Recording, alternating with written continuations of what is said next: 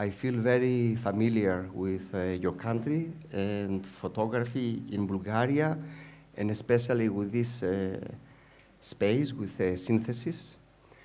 I think it's the third or the fourth time that I come here, and we come here with Leah also, the last couple of years. I go fast through this short relationship because it's the last 2 years with Bulgaria and Bulgarian photography. At the beginning, it was a call from the dearest Nikolai Lautliev to participate in the festival in Plovdiv, in Philippopoli. The first times it was very difficult because this exhibition of Athos, it was really confused and busy, but finally, a couple of years ago, I came to Philippopoli and I had this incredible, beautiful space of the city gallery to present Athos there. And there I met Nadia. And Nadia was a curator, because we have to connect the last presentation about curating of an exhibition of photographer from Sofia, Buriana. And we spent some time together.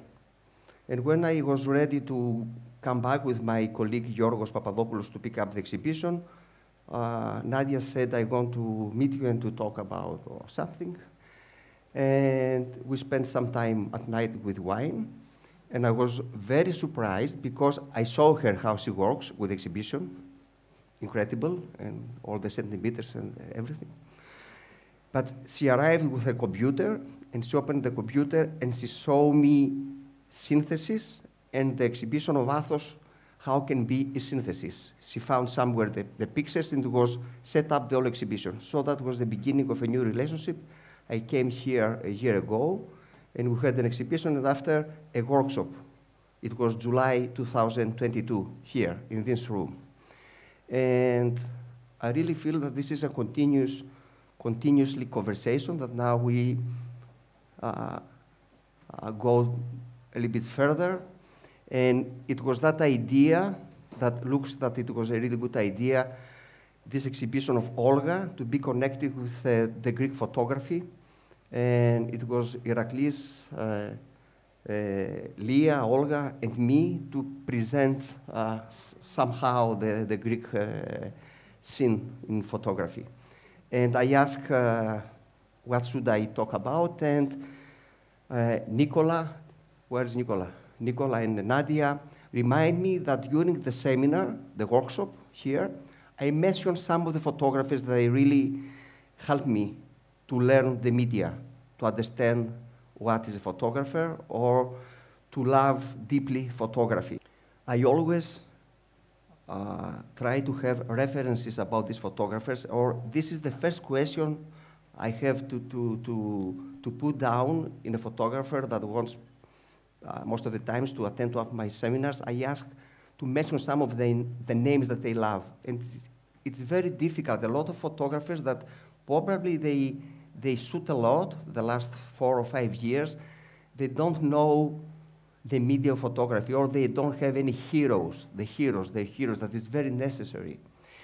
And sometimes I compare this with, for example, for music, it's impossible to see a teenager to have a rock band or to be a rocker, a musician, without love deeply some of the musicians in the past. They can mention a lot of names like Doors, Pink Floyd, or thank you. I have another glass here. I have 2 glasses now. Thank you. So that was the idea to talk about all these heroes and all these photographers that through the years they make us love this medium. And of course there are thousands, not even hundreds, there are thousands, but I will talk about my choices, about not really the photographers that they really helped my own photography, because there are a lot of really huge names, really important works that they are not really familiar with what I do like a photographer, but still I have them under my pillow sometimes not. And of course, Parallel with the heroes, there are some ghosts. Maybe they are the most difficult cases that I love, that I hate also. I don't know why. But it's a continuous conversation with them at night, always at night. And I tried to set up this presentation and allow me to say that always there's a Greek somewhere behind, especially behind the important things, always there's a Greek. Sometimes behind disasters also, but this is it's a good example. This is Aristotle, and if you don't know, is the first one that he really talked about the phenomenon of the visual phenomenon of photography. Of course, it wasn't the name of photography, but at that time, all these brilliant minds, they look a lot of things, and they had a lot of thoughts about things, and they realized when the light comes through the leaves and the trees, they have an idol somewhere. So they start to talk about the system of the optical system that our vision works, and this is maybe the first idea of what we're talking about today, and we say photography. And 1,000 years after Aristotle, in Persia, there was a great mind, a scientist. He was a philosopher, a poet, engineer, a mathematic, and his name, I'm sorry, I have to read the name, it was Abu Ali al-Hassan, Ibn al-Hassan, Ibn al-Haysam. And this guy, it was also the first that visualized this phenomenon. We know this name is the camera obscura, but we know mostly the painters like Leonardo da Vinci and the other painters that they use it to draw. But this guy, around 1000 after Christ, he made true the images through camera obscura. We don't really know his name. We know mostly all these painters. For example, we were really lucky with Leah and Stavros and Marina, my gallerist and my publisher. I had an exhibition in Brussels, and we went to Amsterdam to see a show of a really important painter, Vermeer or Vermeer, it depends how you pronounce it. And Vermeer was one of those painters that used this kind of camera obscura. And I realized also that Vermeer probably was the first photographer, because he has all this perspection in his paintings, and what was really impossible, in his paintings, if you have the opportunity to see them in the internet or in the book, he has flue areas. He used the phenomenon of the flue, but it was never before in painting, even today, because I'm almost sure he translated what he saw through the camera obscura in the paintings. And we go to 1826, and we know that at that time, at that year, we have the birth of photography. I don't want to say a lot of these historical things because probably you know them or you can find them, but Joseph Nikifor Niepce was the first one that had the ability to stabilize, to fix a photograph somewhere in a village in France. And this is the view of his window of the roofs. We know that he took them maybe 8-10 hours, maybe more.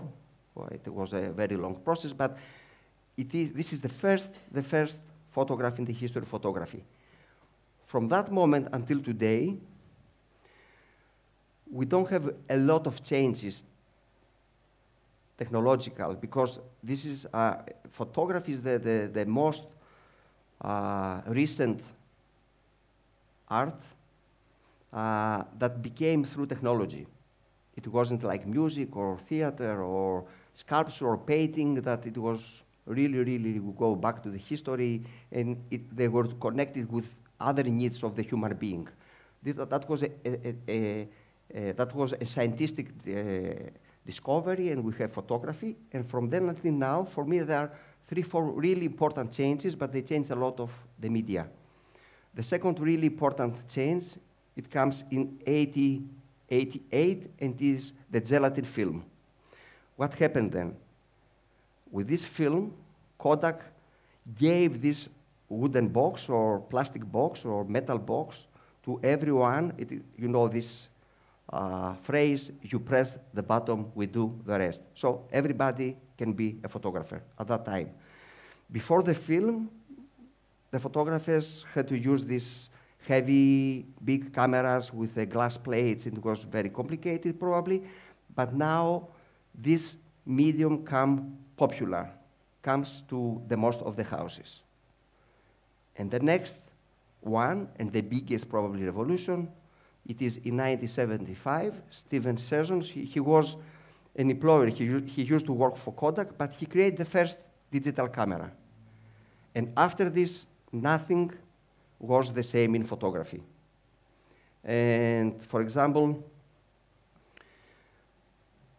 a few years ago, I had a TEDx talk, and I made a small research, and I realized that at that time, 2 trillion photographs they uploaded to the satellites. Incredible. So, I mean, it's incredible. And I have the statistics if you go to how many thousand pictures we take every second and what happens now with photography. And with digital photography also there was a kind of worry at the beginning, what happened now that everybody with a mobile can be a photographer. But for me this is really good because now we, the photographers, at least we know what we don't have to do. Because all the others, they do it, but all the universe, I mean, for the social media, for Facebook, etc., etc. So, of course, you know, we just use our cameras. We use the medium to talk about something else, usually for ourselves. And the last one that I have to mention, I'm sorry, you know this picture, and you know this issue about Maurice Elgerson, and this is AI. It's a lot of conversation about this also. I've seen the first really interesting samples from a Greek photographer also that at the beginning I didn't realize that it was AI. And I don't have to say much, but I have to say that we don't have to be afraid about technology and about all these things because sooner or later everything they go to the position that they should be. Okay, yeah, I forgot this. I put this also. So this is my, my short story also in photography, and this is me. I was born in 1966 in a small city, in a town in North Greece, in Macedonia, in Kavala. And this is, my parents, they brought me in the good studio of Nikoleris, not Nikoleris, Tsakiris, that it was a student of a famous photographer, Nikoleris, in Greece, and this is my first experience with photography. I look very happy. For some reasons, I found a lot of family pictures in the boxes. Usually they're boxes from shoes. They're more useful. And my family didn't have a camera, but they used to call photographers, professional photographers, for the birthday parties and for other events. And there were a lot of photographers walking around Kavala, taking pictures from families, and they print them and give them back. And I didn't understand that why in the most of the photographs, the first photographs, I'm not really happy. I'm really unsatisfied or maybe scared. And they explained me that I was very afraid about the photographers, and I was crying all the time.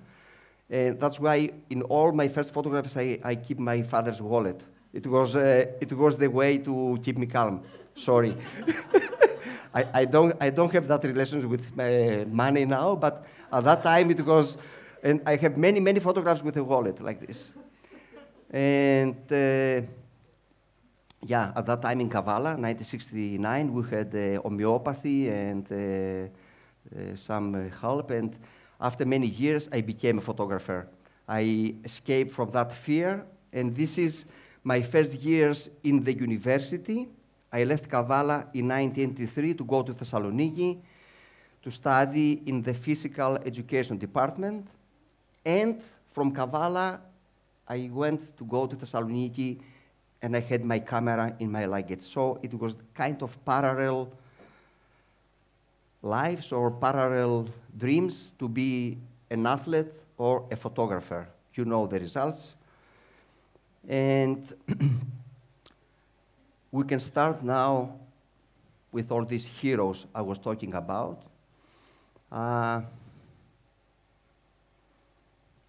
Yeah, now, after 40 years, it's very easy and very clear for me to collect 20, 30 photographs that I will mention now.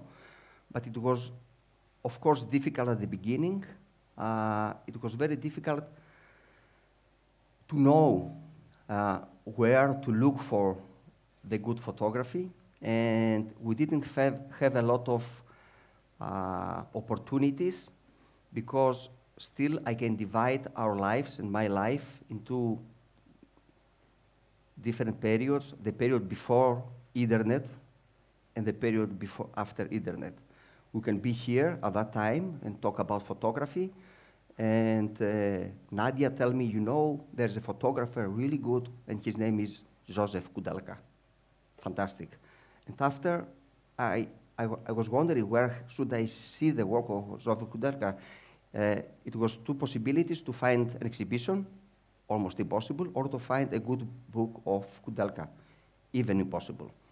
The books, they were rare and very expensive at the time. So it took a lot of time to realize and to come closer to good photography. We had a lot of magazines, most of them not really the better idea about what is photography. I remember Photo. It was a lot of pictures from competitions and a lot of nude pictures that I like a lot, and some landscapes, but you didn't know. And after my studies, I took the decision. It was clear for me, then through some circumstances, that I want to be a photographer. I had a small journey to Europe, like France and Germany and Russia at that time. But I entered to the United States in 1991 for 2 years, and that was my first school, my first serious school. I met a great guy, Ken Janowiak, and he was a young photographer also. But at that time, in America, in USA, for me, it was like a revolution. And I used to live in Philadelphia. It was 100 miles away from New York. And we used to go to New York almost every week, to go to ICP, to go to MoMA. And for me, it was a treasure. I saw a lot of photographers and a lot of exhibitions, and I started to understand what is photography, or what does it mean to be a photographer. And when I came back to Thessaloniki, I met one of my teachers also, and his name is Plato Rivelis. Plato Rivelis used to have a club in Greece, in Thessaloniki, and thousands of photographers, they passed through his lessons. And he made the same club he based in Athens, but he made the department of photography circle in Thessaloniki. And what was unique with Plato Rivelis and photography circle, he had a library with more than 5,000 books at that time, before internet. So that was a universe. You can get in photography circle, and you see all these names that you see here in the books. And then I really came really close with photography and photographers. And also it was very difficult for some names to understand why they are important and why their work is really, really, really strong, and I have to realize. And it needed time. It needed time. For example, I can mention Walker Evans or Adze. There are some really difficult photographers that it's not, they don't open the doors at once. You have to go back and again and again. I trust most of my teachers to say, here there's something good, have a look and have a look and have a look, and at the end probably you can realize. And I can start with Julia Margaret Cameron, and I start with her, and I love her work. She was one of the first known women photographers, maybe the first one, And what is special with Julia Margaret Cameron, we go back to 1870, somewhere there. She was the first photographer in the universe that she realized from the first moment that she had a tool to create her own world, her own universe. And she was the first photographer that took and make pictures like skinothetis, like stage photography. She uses the children and the people at her house, and she made stories about her dreams. At that time, Nadar and many, many other really good photographers, they just try to copy what the painters did, to make really nice portraits with nice light. And we have some of her thoughts. And she said, they tell me that I don't have the ability to make very clear pictures or to work in another way, but they don't understand, but this is my choice, my decision. It's not just that I cannot do it. So this is Julia Margaret Cameron. This is the first name I can mention. And I don't want to say much about all these choices. I go to the next one, that is Belloc. Belloc is a photographer that somebody discovered an archive in a box. At that time, nobody knows him. He took a lot of pictures for prostitutes and ladies in the 19th century in the United States, in the USA. And I showed you some of the pictures of Belloc. It's something that really interests me. Still, we can find some archives that they are known, and always it's a surprise to see something that comes up to the light. I will stop a little bit more to Sander, August Sander. He was a German photographer, and he was the first one that really influenced me and showed me the way that the portraits should be. They can be in many, many different ways. This is my way, and Zanders, and after Diane Arbus, and after probably Dijkstra and some other people, they're really closer to me. That's why I said from the beginning, I will show you a lot of photographers that are really important. It's nice to know them or to enjoy their work, but some of them, they are closer to my vision. So this is August Sander. He didn't move a lot, he didn't travel a lot. He stayed mostly at his village, and he took thousands of portraits. The biggest quantity amount of the archive, I know that is destroyed, but still we have some treasures that we can have today. Bill Brandt, I love a lot Bill Brandt. Bill Brandt is a British photographer. I always wondering why England, UK has a really big education system about photography and theory in photography, and a lot of schools, but they don't have many known or good photographers. I mean, if you compare the education they have and all this information and the results they have with photographers. But one of my favorite photographers, an old guy, Bill Brandt, he created a universe, very personal, and I want to share some pictures of him. Maybe some of you know more some nude pictures with very wide angles and very strange light that it's more maybe known or popular of his work. This is Walker Evans. I mentioned Walker Evans, that it's a difficult photographer. I was looking at this picture, I said, okay, what is nice at this picture? I mean, I don't see anything. And it was all this idea about shooting America at that time, and have all these almost two-dimensional buildings, and I recommend deeply to have a look at Walker Evans. And after many years, when we have a lot of information, also it's very, very, very important and nice to connect the work for one photographer with another photographer. For example, someone can go for Walker Evans to Robert Adams, that is another photographer, kind familiar with this one that works in California. And also, I have to say, this is not a choice, but it happened. Most of the photographers we've seen now, they come from United States. And I feel more familiar with photography in United States. I feel more influenced with photography from United States. It happened. I don't know, maybe Iraklis and Leah, that they had serious studies in the States. They feel the same. But for me, photography, for some reasons, they come mostly the last years from there, not from Europe. Now, I don't know, maybe it's changed because everything is changed in photography after the digital time. Luigi was a photo reporter, but it wasn't only a photo reporter because he had all this sensitivity and the feeling of how to create strong images. So he's maybe the only photojournalist that we know and we can really enjoy his work now. This is Luigi. And Arthur Tres, I don't know if you know some or all of these names, but for me, they're really, really, really heroes. Arthur Tres, we had an exhibition in the Photography Museum in Thessaloniki, a big exhibition just from Arthur Tres. And he combines a lot of things. He combines all this technical ability with this great, sorry, it's not easy to see the quality here.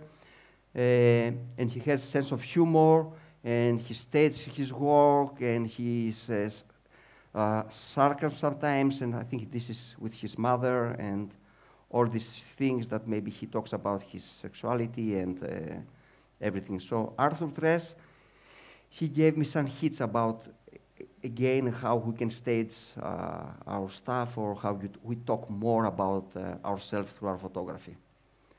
This is an incredible,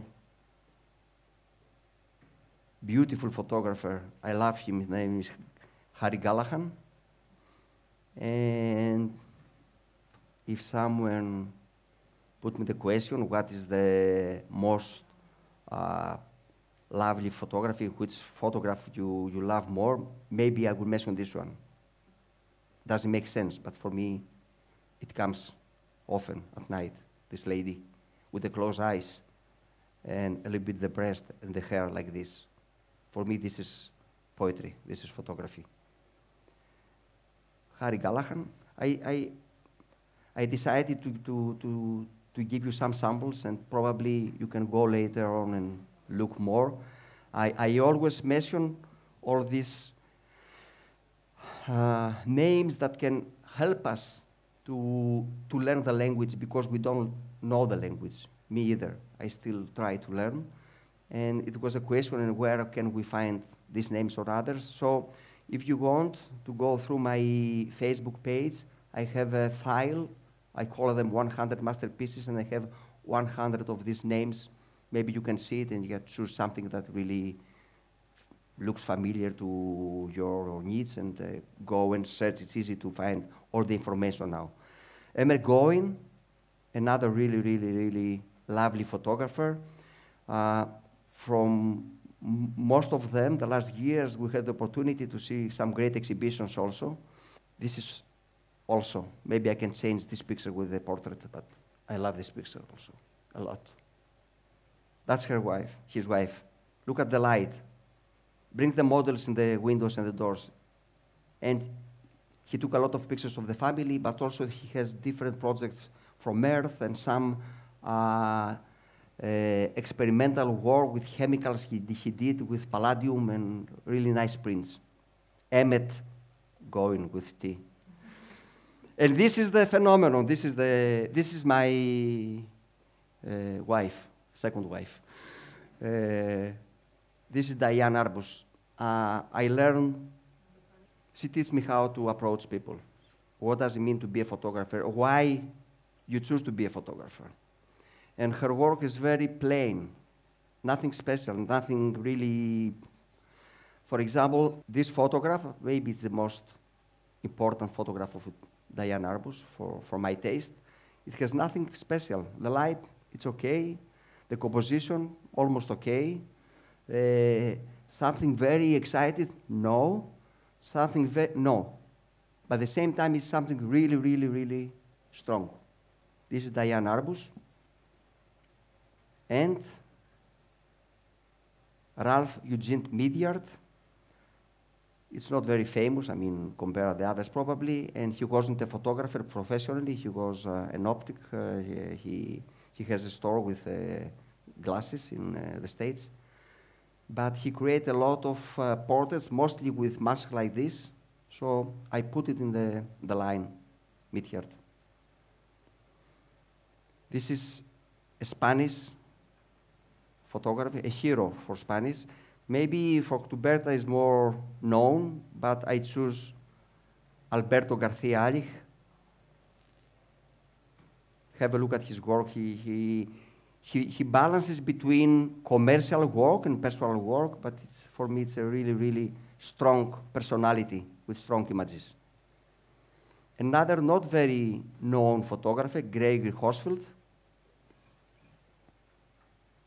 Very sensitive, very poetic also. I will mention this picture later on again, this animal. And one installation of his exhibition. My dearest Anders Pettersen, one of the biggest teachers I had. Like a human being, like a photographer, he influenced a lot. Not so much my photography, because I do differently my images. I have another taste and another approach. But Anders Pettersen is one of the people, the persons that you can meet in your life and change your direction in a good way. And we had a lot of workshops with him in Greece, and we had the opportunity, the case to spend a lot of time and talk about life and many other things. This is Anders. Joseph Kudelka. Yeah. Yes, it's a chapter by itself, a different chapter. I think for me it's photography and Joseph Kudelka. And I know he passed by from Synthesis. He spent some time here in the gallery. For many of these names, I try to understand and to realize how they work and what they do and how they found the way. And I don't say that I copy them, but it's really nice to understand what has to be the circumstances and how hard you have to work and how you have to move and a lot of things. And always I talk about this example of Joseph Kudelka. Nobody of us can be Joseph Kudelka because he spent maybe 60 years out there with no house, with no bed, with nothing. He wakes up early in the morning before the sun comes out, and he goes out all day taking pictures. But I always have this incredible story that he talks about this. One of the, maybe the best work, Exiles with us, Exiles, his project Exiles.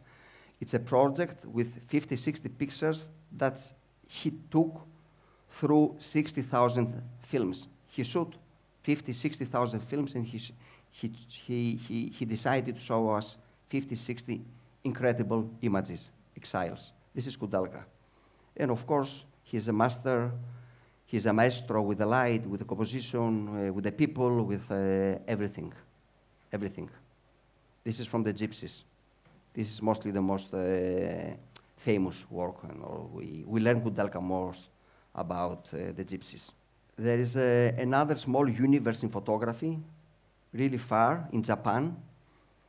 And it was very difficult to come close with Japan because of the distance and the internet. And there are many great photographers in Japan that they have a school or they have something very Japanese. I will just show you, mention some names, just one picture. There are many. And this is Tomatsu, Somei Tomatsu. This is one of the pictures I also really love. It's a little bit the contrast high, but you can see the image.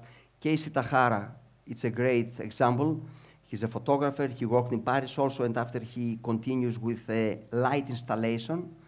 If you go to the Maison Européenne de la Photographie in the yard, they have installation of Casey Tahara, just lights, nothing.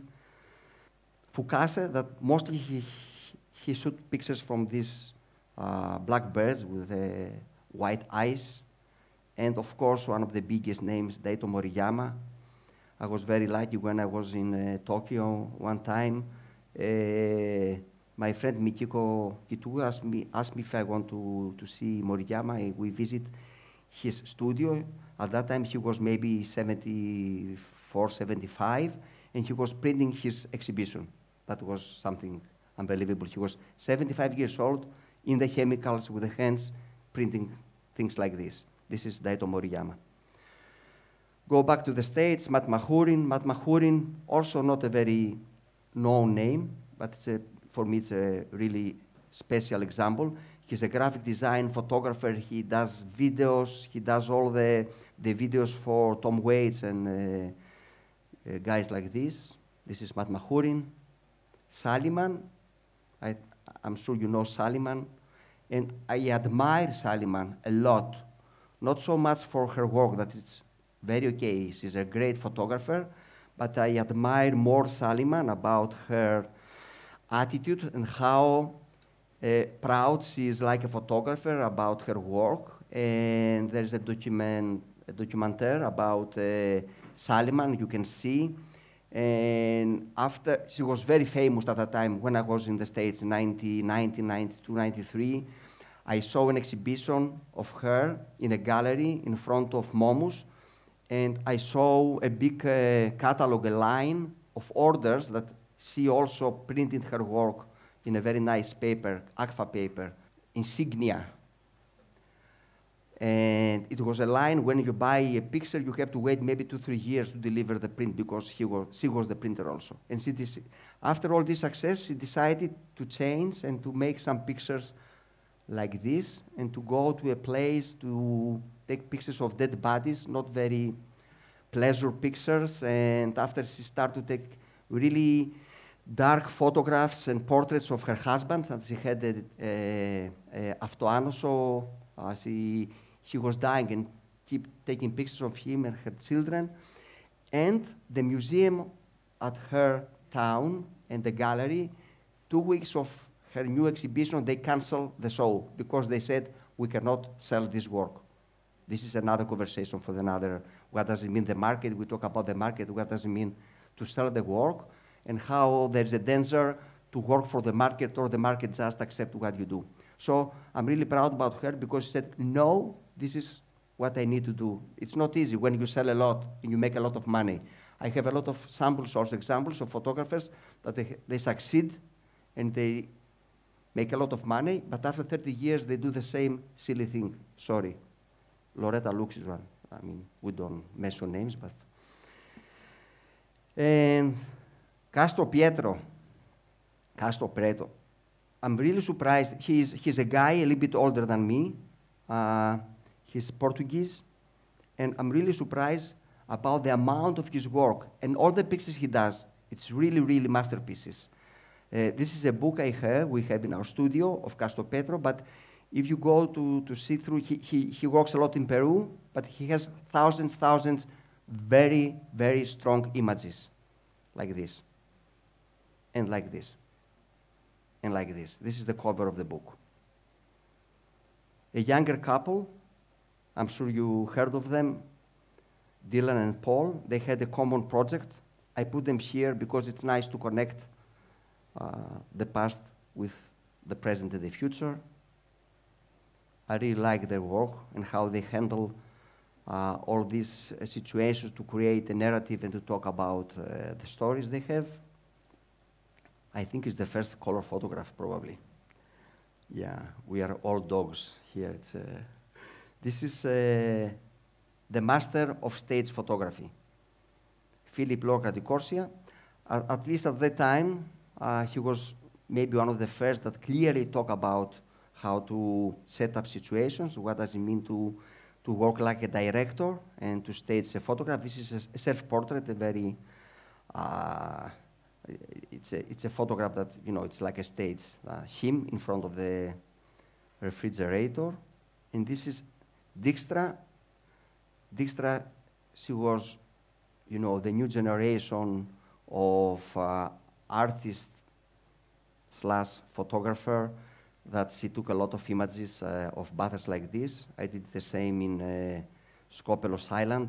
And for me, he comes in the same red line. She continues this story and this tradition about photography. So sometimes we combine and we mix all these photographers in our life. A younger one, Elina Brothers from Scandinavia, she always take self-portraits. This is a reference about Woodman, Francesca Woodman probably. And if you're interested in self-portraits, it's always a nice exercise for us. You can go through Elina's archive. Martin Parr, I'm a fan of Martin Parr. We learn a lot about him. It was the first guy that breaks the wall of Magnum and went to Magnum at that time. And you know this phrase of Cartier-Bresson said, because Martin Parr for many years tried to attend Magnum, but his work at that time, it was impossible. And at the end, Bresson said, I vote for you. I say yes, but I don't know why. I mean, something's there, but I don't understand. I don't understand why, this one. But it is Martin Parr, and I feel more in love with Lars Thunborg. Unfortunately, this guy died quite young. He's a Swedish photographer, and for me, it's more dangerous than Martin Parr. I prefer his work more than Martin's. It's very close, the two visions, the two approaches. So this is Lars. Stephen Shore, I don't have to say much. He opened the doors for all of us, for many reasons, for the color, not only.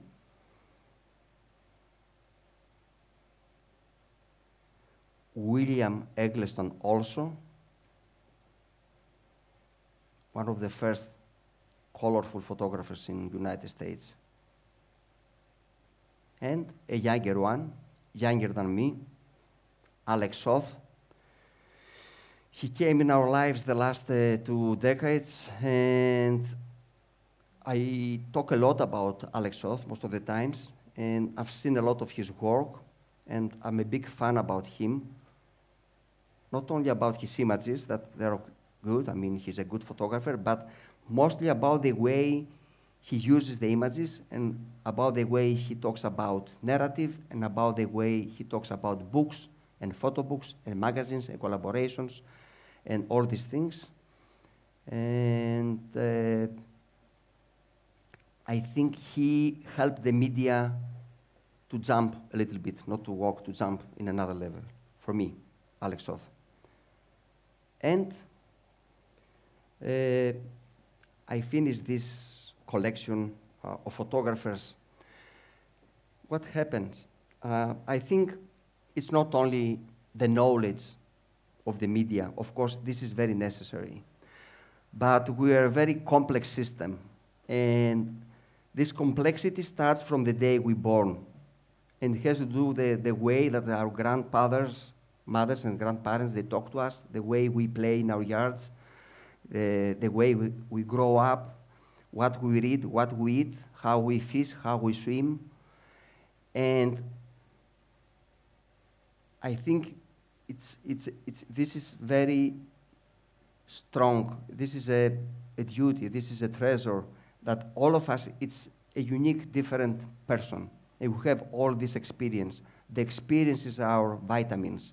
And after we connect our experience and our life with the knowledge, for example, with photography or with music or with other things. And when we go out there to take pictures, we don't think about all these things. Of course, I don't think about Diane Arbus or Walker Evans or anything. I have to face life, and I have to translate all this experience and knowledge to a new image. And I choose this photograph. This photograph is it's the latest picture I made. And this is a picture from Bulgaria, from Rhodope Mountains. And with my dearest Vladi, we had a short trip there. And there is a story that I don't want to say because it's a long story.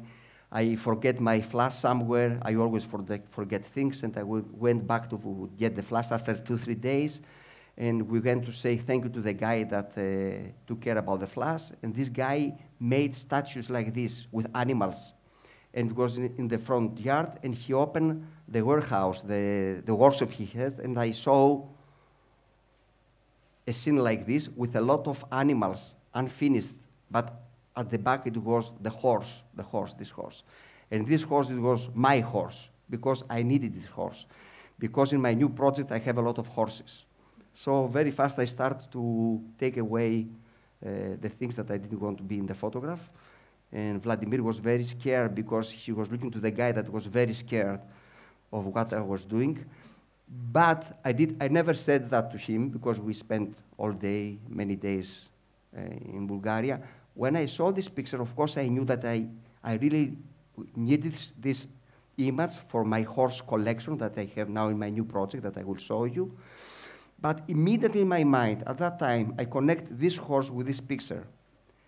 This, maybe it's not important, but it works like this. I knew it came, no, I mean, I knew this picture from the past that exists somewhere in my universe. And this is Horsfield. And it's the same feeling, of course, his picture, it's much better. But it's the same feeling of this isolation and the room, the walls that they really create this uncomfortable feeling about the situation. So maybe in some ways we connect the past, the photography, history, or what we have in our hand with our photography and with the future. Maybe it works a little bit like this. And the first 15, 20 years, I took a lot of black and white photographs, and I tried many different things.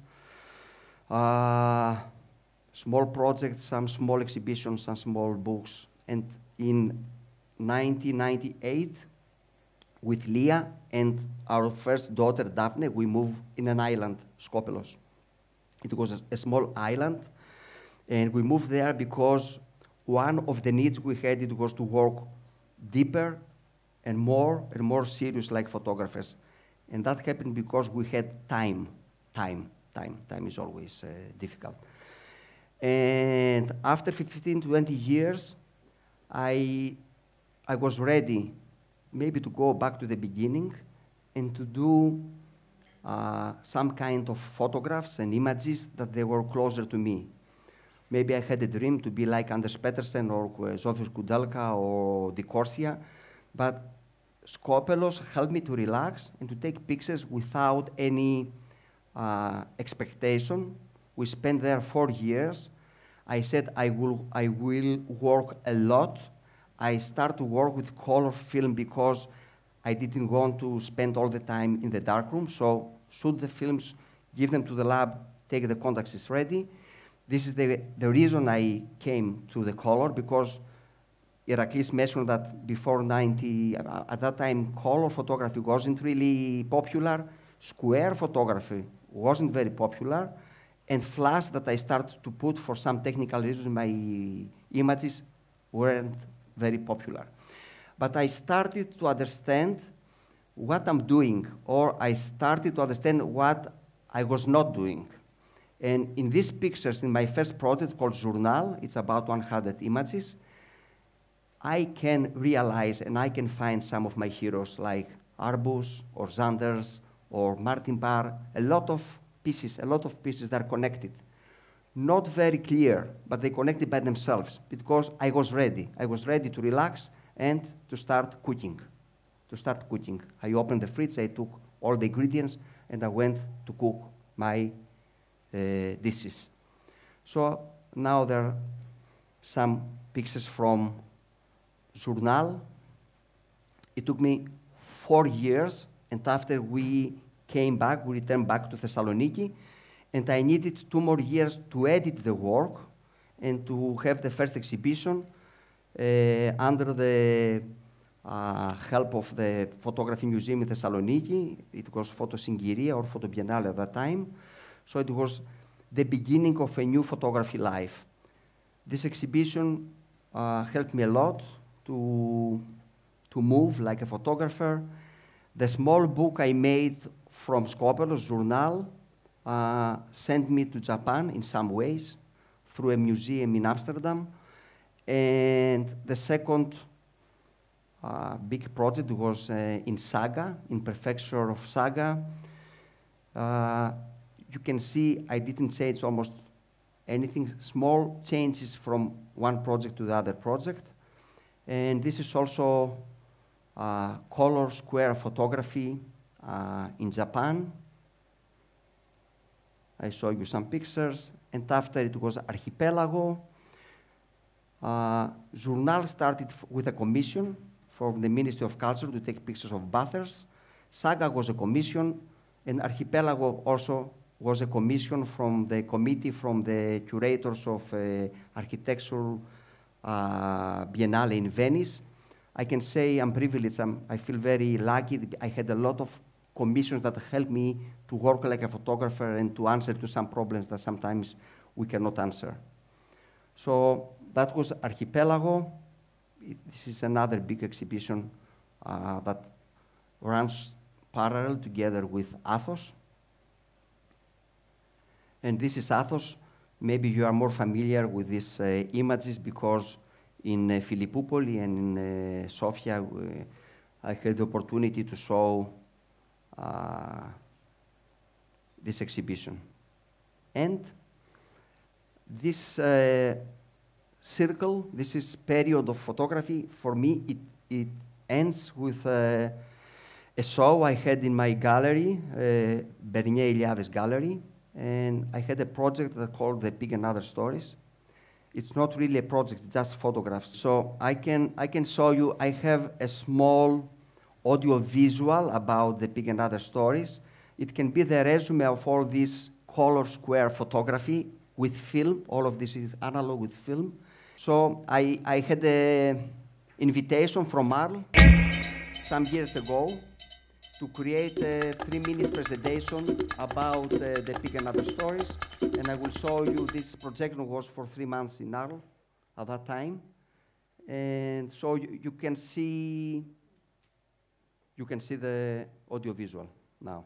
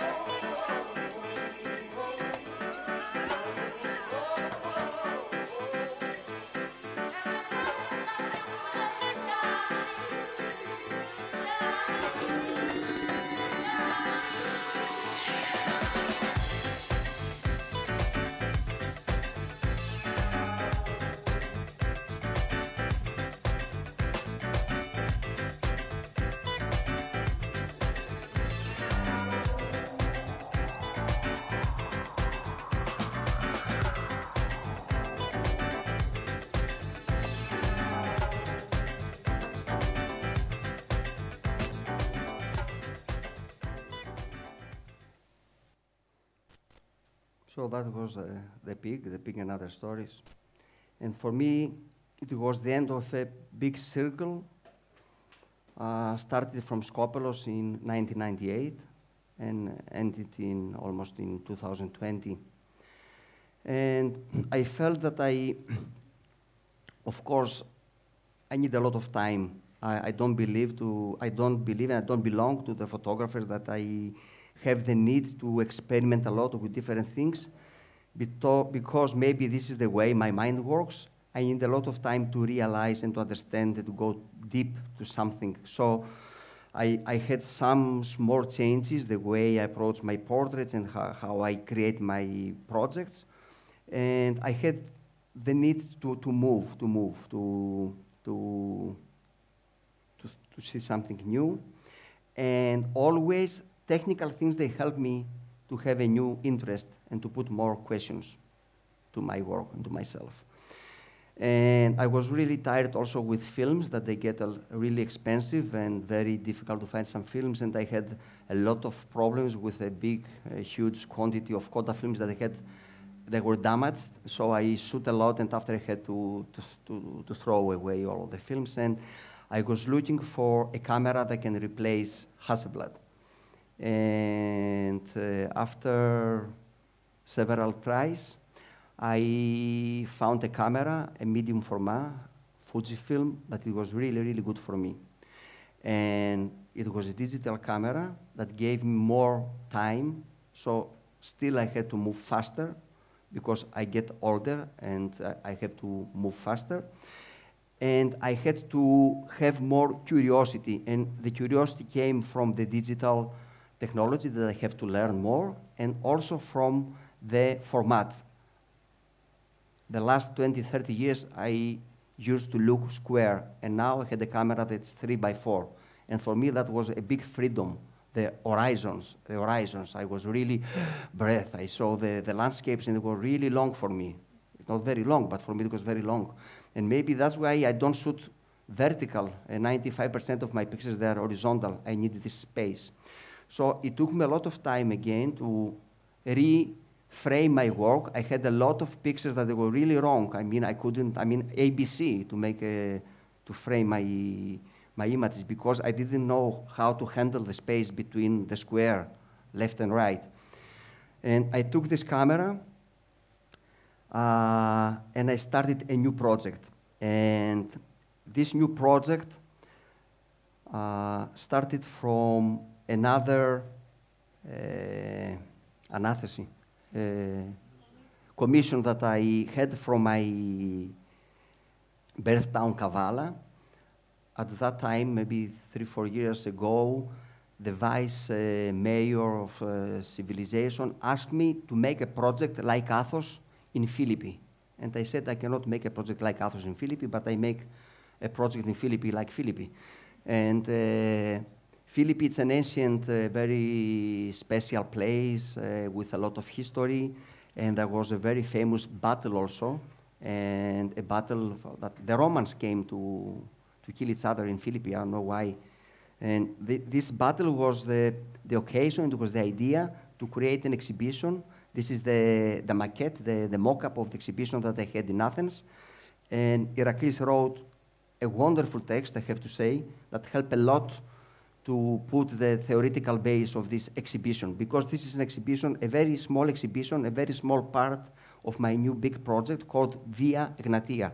Via Egnatia, it's the idea that the Romans had to connect Rome with Byzantine, with Constantinople, with Istanbul. And I will show you now how I connect the past with the future in my work. This is color film photography with Hasselblad that I started this project for Kavala from Philippi. This is the camp of the field of Philippi. It was a very difficult project because I couldn't really take pictures from the ancient area, no interest, and otherwise it was just that flat area. But I tried a lot and I spent a lot of time. This is a very early morning. We went with Leah and these frozen leaves. It was okay. And some installation that I tried to put. And these are pictures that created for the commission in Philippi, but include also in the exhibition of the Battle of Philippi in my gallery. And all these pictures, they are with Hasselblad and film. And here you see the first picture that I made with a digital camera. I choose this camera because it's not very digital. I had really big prints in the exhibition, 1x1 and 1x130, this format. And you couldn't really realize what is film and what is digital. For me, it's good. Because sometimes some digital cameras, they're so good, but they're a little bit rough, a little bit hard for my taste. So I show you, it was only 21 pictures, one sculpture, a horse head, and a text, and the text of Heracles, and that was the whole exhibition. This is our younger daughter, Io. And my new project, it is, as I said, a road. It's a long path. It comes from Rome, but the real journey starts from Durres, Dyrrhachium, from Albania. It crosses Albania. It comes from North Macedonia and comes in Greece, from Prespa, and many, many beautiful, important areas. Passes from Thessaloniki, from Philippi, Kavala, Thrace, and ends to Istanbul. But when I started the first trip, it was 1 month because COVID and the pandemic. And when I made my first trip, I had to stay at home for a couple of years, as all of us, with small breaks. Go out, get in, get the permission. We don't have the permission. And this condition gave me the time to have a deep research, to read a lot, and to understand what is this road and why I have to make this trip. Everything started from here, from Kavala, that I had this project. And during this time, I realized that there is the long trip that connects a lot of my needs and a lot of my dreams in photography. For example, with a close friend, Kosmas Pavlidis, we made a small project here in Maritsa, in the river, because this river is everything. This river divides Greece and Turkey, but divides Europe and Asia, and divides and connects our lives. So Maritsa is very important. And we went there for a few days, but it was impossible, and it was very far from Thessaloniki to go very often to Maritsa. There's another area here in Thrace, in Greek Thrace, with pomaks and villages and places that they are not really known, even in Greece. So that was a dream, an idea. And a few years ago, I had this stupid idea to make a project with the Balkans. Balkans for me is the center of the universe. It is. And we start from Kavala, go to Komotini, we cross Bulgaria, and we went almost until the end of Romania, 3 weeks with 2 friends, and we came back, and I realized that I didn't see anything. So in Balkans today, there are 10 countries. And if you need 10 small visits in each country, you need maybe 2 lives. It's not for me. It's from the younger. And I said, okay, what is a project? For me, at the beginning, 30 years ago, I believed that project is not important. I mean, what? What is not important? How is important? What kind of photographs you make, not what are you talking about. Today, I believe that it's equal. It's very important what are you talking about. But at the same time, it's very important how you can transform your idea visually to pictures. Because we are old dogs, as I said, and I had a very hard education in photography. I was a hard worker, and because probably of the American system also, because you get there and you can get out like a photographer from the darkroom, technically. I mean, they don't play there. This is the system. Here there's a freedom, and I really appreciate and try to understand and to follow this wave of digital multi-ideas and things, all this. I had a really nice experience in one of the biggest and more important projects in Europe called Parallel. They invited me to work like a tutor with young photographers. I had 2 things I have two things to mention. All of them, they had a degree from university. I was the only one in 100 people there, person, in photography, that I had no degree, a diploma in photography from a serious school. And the second time, I saw a lot of big, great ideas from the young people, almost the same, 5 categories: identity, sexuality, borders, environment. Okay, this is maybe the schools that they drive them. But all of them, they had a big difficulty to transform the ideas in images. So everybody can find the balance and to realize and to decide how much can be a hard worker photographer and how much just to stay to the ideas. I think when you combine this, you have the best results. And I talk about all this idea, and through my research and after talking about with a great old lady, she's a historian in Greece. Her name is Mariana Koromila. She told me this is a great road, Via Egnatia, but the most important road is diagonal. It starts from Serbia, passes from Sofia, comes from Plovdiv, go to Edirne, and from Iraklia, connected with Egnatia, it comes to Istanbul. This is one of the reasons I have a big interest now about this area. And Mariana Koromila told me, you know, Sofia was the gas station. All this system couldn't work without Sofia, because Sofia is the place that everybody stops to change the horses, to get some food, and to move. It wasn't a very important economical or other reasons place, because at that time Plovdiv probably was the center from economical, but Sofia was the engine that make all this system works. And of course, the rivers are really, really important, because it was the connection, like we say, Nestos, Trimonas, and Maritsa, Evros. Without them, we didn't exist at that time. This is the idea of the project. And of course, I